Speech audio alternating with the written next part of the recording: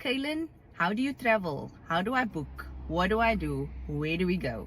Let's get into the video. So how I travel, you decide on a location and you start doing research on pricing and how to go and what to do. It's always nice to have a friend to travel with. So myself and Lamise have very similar interests, and that's why we travel together. So step number one is we book our flights, which is the most important. I'd always say book your flights as long in advance as possible, because the longer you wait, the more expensive the flights will get. Always keep an eye out for specials or good deals. But I know that you can check Travel Start and they compare all the prices and then give you the cheapest option for your date with a specific airline. Once your flights are booked, now it's simple. Now you need to book your accommodation. So we generally book with booking.com and we put in our dates of our travel. So if we know we're going to be in, for example, Phuket during the 4th to the 5th of May, we will then put that in and see what hotels come up within our budget. You can also filter the search to make it price low to high, and then search via that way if you're looking for budget accommodation, or you can just scroll through and see what suits your pocket. With booking.com, I know a lot of people scared to get scammed. Oh, what if it's a scam? Always check the reviews. I would generally book a hotel that has a lot of views, so that means it's authentic and it's real people. It's not just like 4 reviews that they easily could have faked between themselves at work at the hotel. Another thing I would do is check if the hotel has an Instagram account. I'll go onto their Instagram, see that they're legit, and then also go into their tagged posts. In the tagged posts, you'll see that these are normal people, normal human beings that were actually at the hotel. They tagged the experience, they showed pictures, and this is how I just verify that this is not a scam, it is an actual hotel. So that is one way of going about doing it. And then regarding excursions, so if you travel to places like Thailand and Zanzibar, it's very easy to book your excursions like in the moment.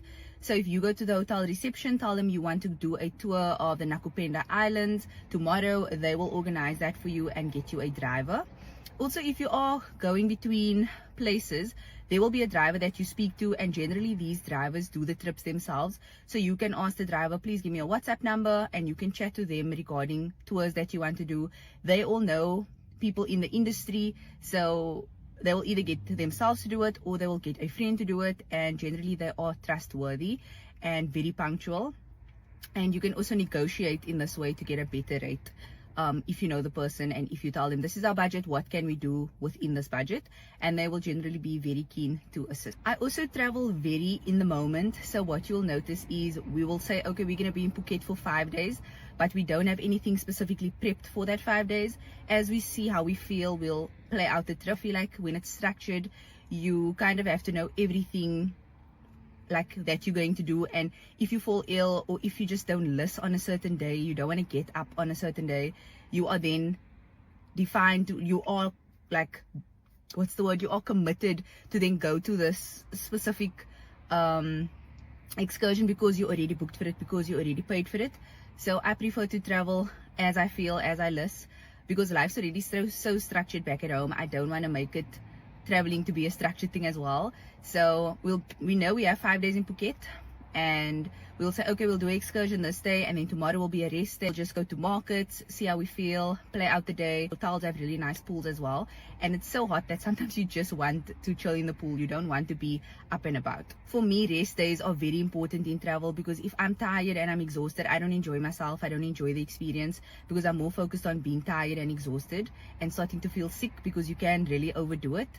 So rest days for me specifically are very important to just factor in as well. And the hotels in Thailand specifically are very cheap, so you can afford to have those rest days in between. The nice part of also traveling in the moment is that if you're enjoying a certain place and you feel like, okay, I don't want to leave Phuket now, can I stay 2 extra days? You have the flexibility to ask the hotel, can I just add on 2 extra days and stay longer if there's more things you want to do, if there was things you didn't get to do. But if you structure your travel so much that you say, okay, strictly 5 days in Phuket, then I already booked my flight to go to Bangkok, I need to catch this flight, there's a lot more pressure. We traveled super in the moment. We left Krabi and then got to the airport and then booked our flights. So things really aren't that serious, especially in a tourist hotspot like Thailand. You get to the airport, you ask them when is the next flight to Bangkok, they tell you, you pay for it, and you take your flight, and then you get to Bangkok, this is what we did. We took the flight, got to Bangkok at like a 9 p.m, 10 p.m, sat down at the hotel and checked on booking.com for an available hotel. In the moment, booked the hotel, went through to Bangkok and checked in at the hotel. So it's very simple, and there's always going to be accommodation. In Thailand, there is so much hotels that honestly I don't feel like you could run out of a hotel, or there won't be a place for you to sleep that night. So yeah, really just take it in the moment, don't overthink it. People are very friendly. The language barrier, if you're going to tourist hotspots, majority of the people are going to speak English. Even in Phuket, when we were in Bangla Road in Phuket, like the people even knew Awe, Masakan, like they knew Afrikaans because of so much South Africans traveling to Thailand. So never fear that you're going to be stranded somewhere. There's always going to be someone to help you, to assist you. And that's generally how I take my travels. Very easygoing.